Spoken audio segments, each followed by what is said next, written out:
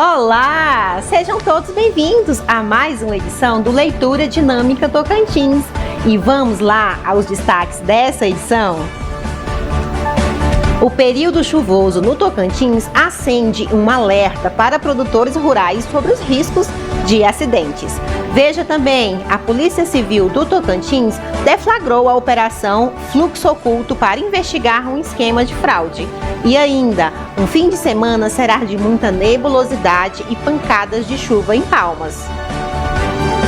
Tudo isso e muito mais você acompanha a partir de agora com Leitura Dinâmica Tocantins.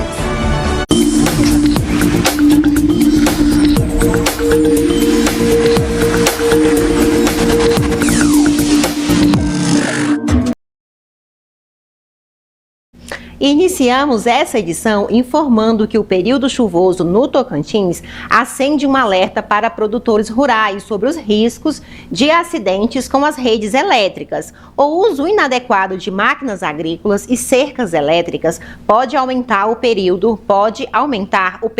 principalmente em áreas abertas e próximas à fiação.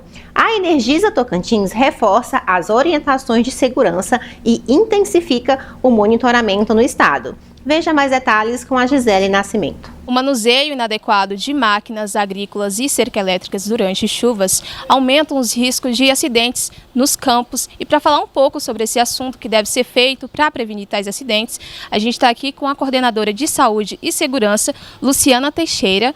Muito obrigada pela sua presença. Luciana, para começar essa nossa entrevista, eu queria saber, com esse aumento de chuva, quais são os principais riscos que os produtores rurais e trabalhadores estão expostos? Então, realmente, nesse período chuvoso, os riscos de descarga atmosféricas é um dos riscos principais que a gente tem. E você bem trouxe na sua fala, o uso de máquinas agrícolas também, durante esse período, ocasiona sim algumas ocorrências de acidentes. Então, geralmente nesse período, os produtores rurais, eles utilizam ali esse momento pré-chuva até o último momento possível para aplicar defensivos agrícolas ou fazer a colheita. Só que antes da chuva de água, vem a chuva de raios. Então, é esse momento que a gente está tentando prevenir. Então, a dica que a gente dá para os produtores rurais, quando estiver manuseando essas máquinas agrícolas, é realmente parar a atividade e se abrigar num local seguro. Qual que é o local seguro, pessoal? Realmente é dentro de um veículo ou dentro de uma residência, certo? Porque em descampados não procurem árvores, porque as árvores são um para-raio natural, então busquem realmente um abrigo de um veículo ou de uma residência. E em caso de colisão com poste ou enrosco na fiação, qual deve ser a atitude imediata do condutor? Em caso de colisão com um poste, né, ou com a rede, ou com um estaio, a primeira observação que deve ser feita é o seguinte: não desça do maquinário agrícola, porque realmente ali ele pode estar energizado. Então o risco da pessoa descer e ter uma tensão de passo é muito grande. Hoje todo mundo usa o celular, então acione um canal da Energisa, seja pelo 0800, seja pelo aplicativo, ou chame uma pessoa, né, que esteja ali na proximidade, acione o pessoal da fazenda para que entre em contato conosco, para que a gente desenergize essa rede, para que ele possa sair desse maquinário com segurança.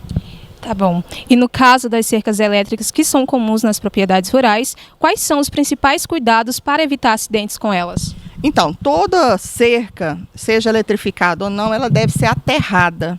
Então, assim, hoje nós temos assim vários fazendeiros que piqueteiam os pastos, né?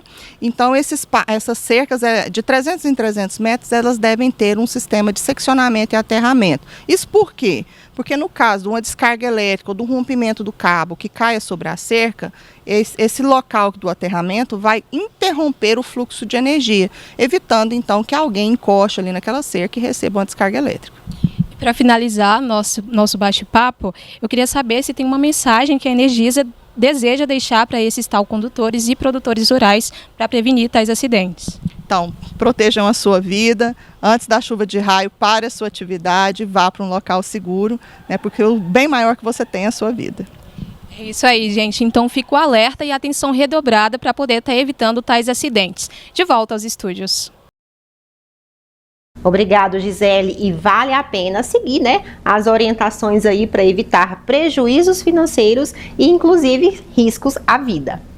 A Polícia Civil do Tocantins deflagrou uma operação Fluxo Oculto para investigar um esquema de fraudes, estelionato e lavagem de dinheiro. As ações ocorreram simultaneamente no Tocantins e no Maranhão. Segundo as investigações, o prejuízo pode chegar a 2,5 milhões.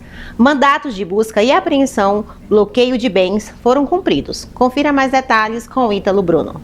A Polícia Civil do Tocantins, por meio da Diretoria de Repreensão ao Crime Organizado e a 1ª Divisão Especializada de Repreensão ao Crime Organizado de Palmas, deflagrou na última quinta-feira a Operação Fluxo Oculto. A ação tem como finalidade investigar a suposta prática dos crimes de falsificação de documento particular, estelionato e lavagem de capitais. As diligências foram cumpridas simultaneamente nos estados do Tocantins e do Maranhão. As apurações começaram após a indústria do setor agronegócio atuante no mercado formalizaram a denúncia sobre negociações de contrato que teriam sido celebradas em seu nome sem autorização legítima, o que teria gerado pagamentos indevidos e prejuízos expressivos. Segundo as investigações, o suposto esquema teria sido organizado por um ex-representante comercial de 35 anos, que mantinha contato direto com produtores rurais. Uma advogada de 30 anos também é alvo das investigações. Há indícios da utilização de documentos com assinaturas questionadas, troca de mensagens eletrônicas simultâneas e mecanismo ocultação patrimonial. Entre os documentos analisados está um contrato de compra e venda de soja com suspeita de assinatura não reconhecida, além de instrumentos de cessão de crédito que teria possibilitado o desvio de recursos. Empresas privadas também constam como destinatárias dos valores, incluindo pessoas jurídicas ligadas diretamente a uma das investigadas. O prejuízo estimado pode alcançar cerca de 2,5 milhões. As investigações ainda apontam indícios de aquisição de bens de alto valor, como imóveis e veículos, como possível ocultação de simulação de patrimônio, hipótese que reforça a suspeita de lavagem de dinheiro. No curso da operação foram solicitadas e deferidas medidas cautelares, incluindo mandado de busca e apreensão, restrição de veículo e bloqueio de imóveis. Em Palmas, as equipes cumpriram diligências em endereços relacionados aos investigados, onde foi apreendido uma caminhonete avaliada em aproximadamente R$260 mil. Já em Balsas, no Maranhão, foram cumpridos mandados em local vinculado à empresa citada na investigação, resultando na apreensão de objetos de interesse de um veículo de menor porte. O delegado responsável pelo caso, Wanderson Chaves de Queiroz, informou que os documentos e equipamentos eletrônicos recolhidos serão submetidos à perícia. Segundo ele, o objetivo é identificar a origem e o destino dos recursos, bem como esclarecer a participação de cada envolvido na estrutura financeira investigada. As apurações continuam e, após a conclusão da perícia e das demais diligências, o inquérito será encaminhado ao Poder Judiciário. E o fim de semana será de muita nebulosidade e pancadas de chuva em Palmas. A previsão indica instabilidade entre sexta-feira e domingo, com a possibilidade de trovoadas e alta umidade do ar. As temperaturas podem variar entre 23 e 33 graus. Motoristas devem redobrar a atenção. Confira mais detalhes com Gabriel Rosendo. Olha, o tempo foi de bastante instabilidade aqui em Palmas durante essa semana e a previsão é que ela continue durante o final de semana também. Nessa sexta-feira, dia 27, o cenário é de muita nebulosidade, pancadas de chuva e possibilidade de trovoadas isoladas que devem permanecer até o domingo, dia 1º de março. A umidade do ar permanece elevada ao longo de todo o período. Nessa sexta-feira, os termômetros variam entre 25 e 33 graus, com tendência estável. A umidade relativa do ar pode atingir 100%, com mínima de 80%. A previsão aponta muitas nuvens e pancadas de chuva com trovoadas isoladas pela manhã, à tarde e também à noite. Os ventos sopram de noroeste a norte com intensidade fraca a moderada. No sábado, a mínima prevista é de 24 graus e máxima de 31, com ligeiro declínio na temperatura máxima. O dia deve começar encoberto, com pancadas de chuva isoladas ainda pela manhã. À tarde, o tempo segue fechado, também com chuva isolada. À noite, a previsão indica chuvisco. A umidade continua alta, variando entre 80% e 100%. Os ventos devem permanecer predominando de noroeste a norte, com intensidade fraca a moderada. No domingo, o padrão se repete. A previsão indica muitas nuvens, pancadas de chuva e trovoadas isoladas. A mínima deve ser de 23, com máxima de 30, ambas com tendência estável. A umidade segue entre 80% e 100% e os ventos continuam soprando de noroeste a norte, fracos a moderados. Com volume de chuva previsto, a orientação é de atenção redobrada para motoristas em vias urbanas e rodovias, principalmente nos períodos de maior precipitação. A Energisa informa que monitora o clima permanentemente esse final de semana, entre sexta e segunda-feira, temos previsões de instabilidade climática em todo o estado, mais especificamente para a região centro e sul. Mas a Energisa reforça que tem um plano de atuação, nossas equipes estão com atenção redobrada para atuar em qualquer situação. Diante disso, orientamos a população sobre as prevenções durante esse período de tempestade. Não se abrigar embaixo de árvores, durante a tempestade não ficar em rios, lagos ou piscinas, não utilizar celular durante o período que esteja carregando, retirar os equipamentos eletrônicos da tomada e em qualquer situação de risco que se deparem, que entrem em contato com a Energisa para garantir a segurança da população, das instalações, através dos nossos canais de atendimento ou canais digitais. Então você que é daqui de Palmas e também de outras cidades, né, porque toda essa semana a gente viu a chuva muito forte, redobrar a atenção agora nesse período que vai chover bastante agora no final de semana, viu? De volta aos estúdios. Isso deixa a gente um pouco assustado, né, em relação a... são coisas, a gente sabe que o Tocantins sempre chove muito, mas a gente consegue acompanhar aí as redes sociais, a gente vê que tem muita coisa, muita água, né, rolando aí, então vale a pena seguir as orientações, não usar o telefone quando estiver carregando, tirar as coisas da tomada, não se abrigar embaixo de árvores durante esse temporal, para poder ter mais segurança, né? Com o crescimento de mais de 12% na produção de peixes em 2025, o Tocantins se destaca no cenário nacional na piscicultura, impulsionando por incentivos fiscais, programas de capacitação e fortalecimento da cadeia produtiva, desenvolvidos pelo governo do estado do Tocantins. Confira mais detalhes com a Gisele Nascimento. É isso mesmo, o resultado é atribuído de políticas públicas de incentivo fiscal e são desenvolvidas pelo governo e por meio da CEPIA. De acordo com dados do Anuário Brasileiro da Piscicultura Peixe Brasil, a associação de maior credibilidade da piscicultura do país, a produção de peixes de cultivo no Tocantins alcançou 20.400 toneladas em 2025, o que representa um crescimento de 12,7% em relação ao volume registrado no ano anterior. Entre as medidas apontadas como estratégicas para o desempenho do setor está o programa Trilho da Pesca e Aquicultura, criado pelo governo do estado com foco em capacitação, regularização e fortalecimento da cadeia produtiva.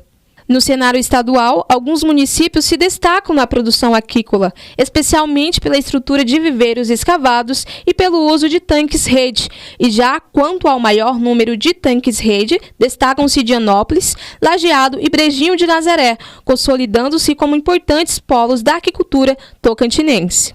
Entre as espécies mais produzidas no estado estão peixes nativos, tilápia e outras variedades cultivadas comercialmente. O avanço consolida o Tocantins como um dos principais polos emergentes da piscicultura no Brasil. De volta aos estúdios.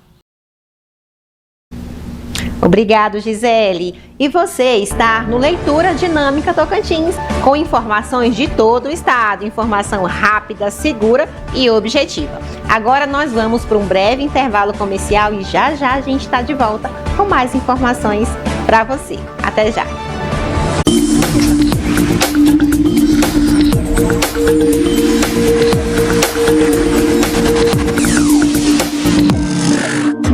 Somos a Ferpan, tocantinenses de nascimento e coração. São 3.000 metros quadrados de loja. Somos mais de 250 colaboradores. Crescemos muito e inovamos sempre. Trabalhamos com as melhores marcas. Também somos assistência técnica autorizada Steel, Bosch, Toyama e Analger. Caminhamos em busca de um único propósito: ser a ferramenta de solução e encantar nossos clientes. Sport Rodas, há 25 anos cuidando do seu carro na capital. Pioneira em solda de alumínio, reforma de rodas e desempenho. E com a maior variedade em medidas para pneu de alta performance. Mecânica completa, suspensão, alinhamento e troca de óleo. Precisou de energia? Somos distribuidores das baterias Real e revendedores oficiais Moura. Equipe especializada e serviço para valer, sem enrolação. Sport Rodas, sempre o melhor para os melhores. Aqui na Tendenza Planner, você encontra mais que móveis. Encontra experiência, estilo e uma consultoria personalizada. Dos móveis planejados ao mobiliário solto, a solução completa para o seu ambiente você encontra aqui na Tendenza Planner. Personalizamos o seu projeto de acordo com o seu espaço.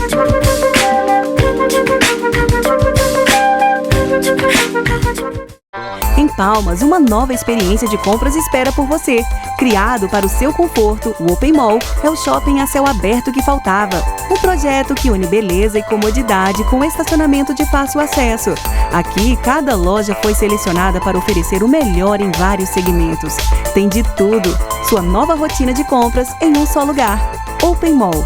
Mais do que um shopping, uma experiência completa. Venha conhecer. Quadra 208 Sul, em Palmas.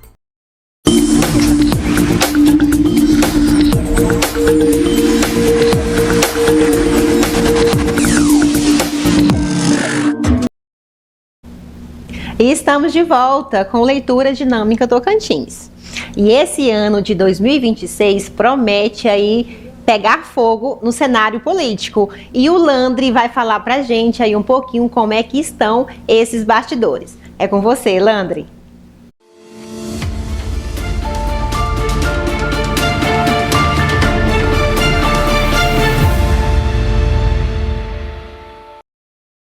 Olá! Chegou a hora da gente analisar juntos o cenário político tocantinense. Eu sou Landry Neto e esse é o Radar Político desta semana.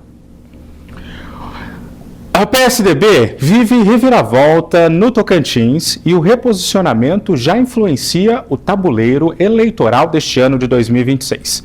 A sucessão de mudanças no comando do PSDB tocantinense abriu uma nova fase na política estadual e já projeta reflexos diretos na corrida pelo governo do estado.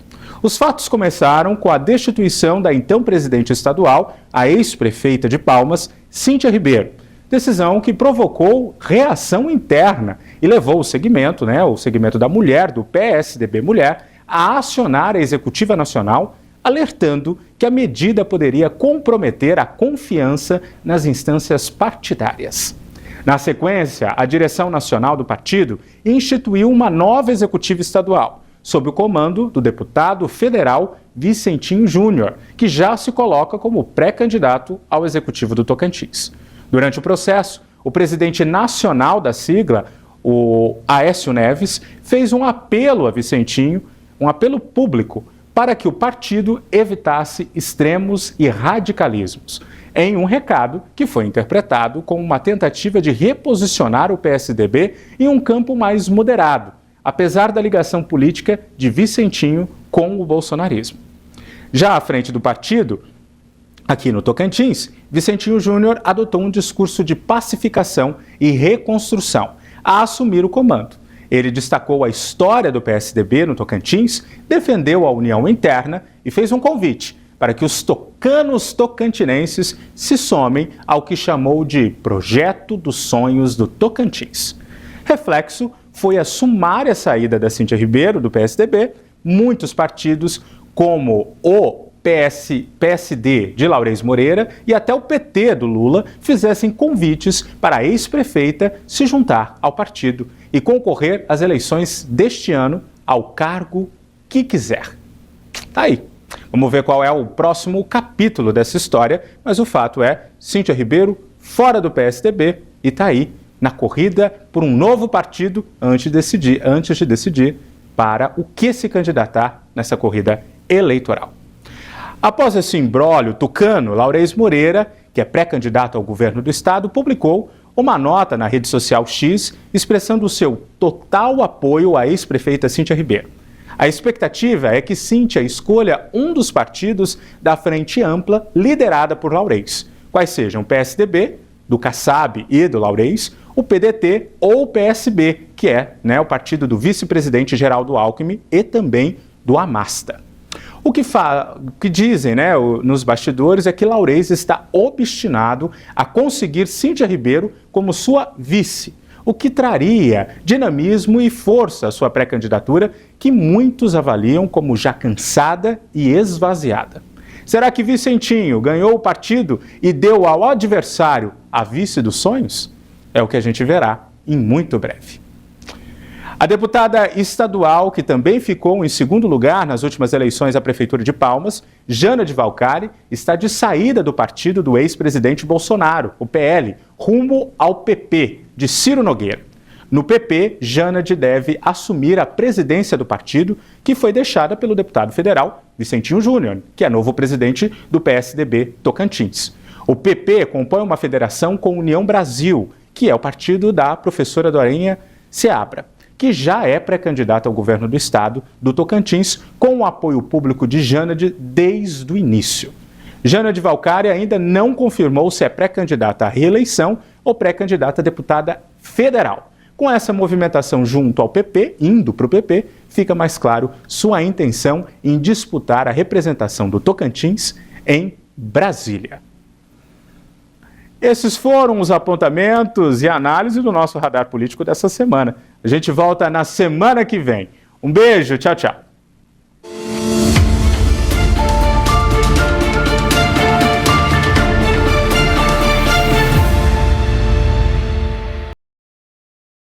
Obrigado, Landry. Você, como sempre, muito assertivo nas suas informações. O Tribunal de Contas do Estado do Tocantins determinou novamente a suspensão da contratação do show da dupla Bruno e Marrone em Axixá do Tocantins. O evento previsto para março custaria mais de R$1 milhão. Segundo o TCE, o processo apresenta irregularidades e indícios de sobrepreços. Confira mais detalhes com Gabriel Rosendo. Exatamente. O Tribunal de Contas do Tocantins determinou mais uma vez a suspensão do processo de contratação da dupla Bruno e Marrone para fazer um show na cidade de Axixá do Tocantins. O valor previsto para a apresentação era de R$1.100.000. A decisão cautelar foi solicitada pela segunda relatoria e assinada pelo conselheiro Napoleão de Souza Luiz Sobrinho. O entendimento foi aprovado por unanimidade durante a sessão do Pleno, realizada no último dia 25 de fevereiro. O show previsto para acontecer no dia 14 de março havia sido contratado por meio de inexigibilidade de licitação. De acordo com o tribunal, mesmo após apontamentos anteriores, a gestão do município abriu um novo processo administrativo praticamente idêntico ao anterior, mantendo as mesmas inconsistências. O caso começou a ser acompanhado em dezembro de 2025, quando a equipe técnica da Corte identificou falhas consideradas graves. Entre os problemas apontados estão a ausência de documentos essenciais, planejamento classificado como deficiente, indícios de direcionamento na estimativa de preços e um possível sobrepreço de cerca de R$350 mil. Também foram citadas cláusulas contratuais vistas como desvantajosas para o município, previsão de pagamento integral antecipado sem garantias e risco de prejuízo aos cofres públicos. Após a primeira suspensão, o processo original foi anulado. No entanto, segundo análise técnica encaminhada à segunda relatoria, o novo procedimento manteve o valor global de R$1.100.000 sem justificativa técnica, além de repetir pontos já questionados, como pagamento antecipado integral e cláusulas consideradas desequilibradas. O tribunal destacou ainda o impacto financeiro para o município com cerca de 10 mil habitantes e a incompatibilidade da despesa com o cenário fiscal e social local.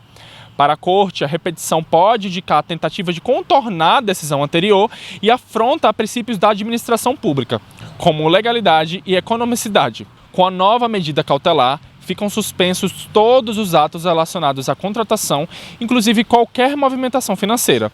Os responsáveis deverão prestar esclarecimentos. O mérito do processo ainda deve ser analisado, mas a decisão atual busca evitar prejuízos ao erário e assegurar que contratações públicas atendam aos critérios legais. A gente segue acompanhando esse caso, né? A gente trouxe aqui pela primeira vez quando foi barrado, agora pela segunda, e caso tenha alguma atualização a gente traz aqui para você. De volta aos estúdios. Isso mesmo, Gabriel. A gente segue de olho nesse caso e qualquer atualização a gente conta aqui para vocês. Um suspeito de tráfico morreu em confronto com a Polícia Militar no 5º dia da Operação Entre Rios. A ação ocorreu entre Paranã e São Salvador e tinha como alvo um grupo criminoso transnacional. Ao todo, eram 7 suspeitos e morreram e um foi preso. A operação começou após a apreensão de cerca de 500 quilos de cocaína em um avião utilizado para o tráfico. Confira mais detalhes com o Ítalo Bruno. Um suspeito de tráfico de drogas morreu durante confronto com a Polícia Militar no 5º dia da Operação Entre Rios. Segundo a PM, ele era o último integrante procurado de uma organização criminosa transnacional, especializada no transporte de drogas. Durante a ação, os policiais realizaram um cerco entre a cidade de Paranã e São Salvador, para localizar os suspeitos. Ao todo, 7 pessoas morreram em confronto com a PM e uma foi presa durante a operação. O 7º integrante foi localizado na última quinta-feira. Conforme a polícia, o suspeito teria atirado ao perceber a aproximação das equipes, sendo necessária a intervenção policial. O homem morreu no local e com ele foi encontrado uma pistola calibre 9mm. A operação foi encerrada nesta quinta-feira. As buscas pelo suspeito começaram no último domingo, dia 22, após a apreensão de um avião e cerca de 500 kg de pasta base de cocaína e uma pista clandestina. O entorpecente seria transportado da Bolívia para o nordeste do Brasil. Segundo a polícia, o Tocantins funciona como rota de passagem, onde pistas clandestinas são abertas para pousos rápidos e transferência para caminhões. Durante a ação foram apreendidas armas, drogas, aeronave e caminhonete, 7 armas de fogo apreendidas, 5 pistolas e 2 revólveres calibre .38, 14 fardos de substância análoga ao cloridrato de cocaína, aproximadamente 500 quilos, uma aeronave modelo Baron apreendida e uma caminhonete. A operação teve início no dia 22 de fevereiro de 2026, após informações repassadas por Força de Segurança do Estado de Goiás sobre suspeitos envolvidos com o tráfico de drogas. No mesmo dia, 4 pessoas morreram durante o cerco policial, após fugirem para a mata na tentativa de abordagem. Na noite de terça-feira, 2 suspeitos escondidos em área de mata morreram baleados em novo confronto com a PM. Já na madrugada de quarta, foi cumprido o mandado de prisão em aberto contra um homem suspeito de envolvimento com a organização criminosa. Na pista clandestina, os policiais encontraram galpões com galões de combustível e buracos escavados para armazenamento de drogas. A estrutura indica que o local funcionava como ponto de apoio para voos clandestinos, de longa distância utilizaram o tráfico internacional. A PM de Goiás permaneceu cerca de 10 dias infiltrada para flagrar a movimentação criminosa. Segundo a PM, cerca de 80 policiais militares participaram da ação, com apoio de 25 viaturas e 2 aeronaves, além de recursos de inteligência e tecnologia. Drone capaz de identificar calor corporal mesmo com vegetação densa foram utilizadas para localizar a movimentação na mata. A investigação agora segue sob a responsabilidade da Polícia Federal. Vamos para um giro de notícias dos últimos acontecimentos no Tocantins. Confira na tela as informações com o repórter Ítalo Bruno.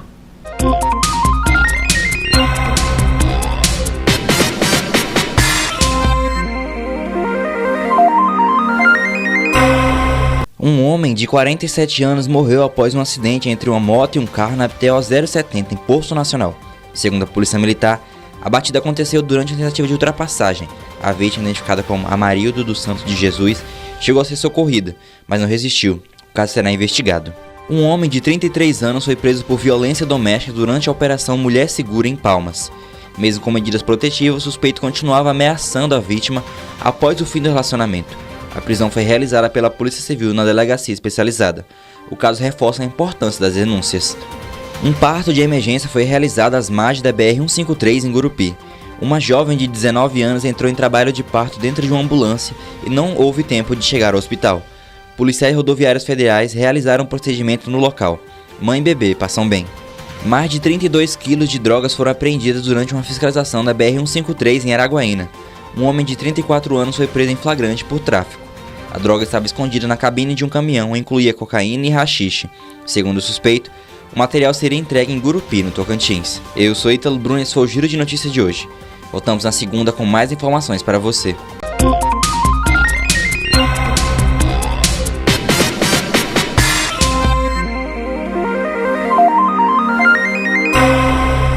E essa edição do Leitura Dinâmica Tocantins está chegando ao fim. Obrigado pela sua audiência. Você pode rever qualquer um dos nossos programas no nosso canal do YouTube ou no nosso site www.redetvto.com.br. E você que gosta de uma moda exclusiva, elegante, vou te indicar a Nalor Moda Oficial, que é a loja que me veste. Então, nas próximas edições, você vai ficar ligadinho aí e acompanhar todos os looks maravilhosos que tem lá. Um beijão, tchau, tchau!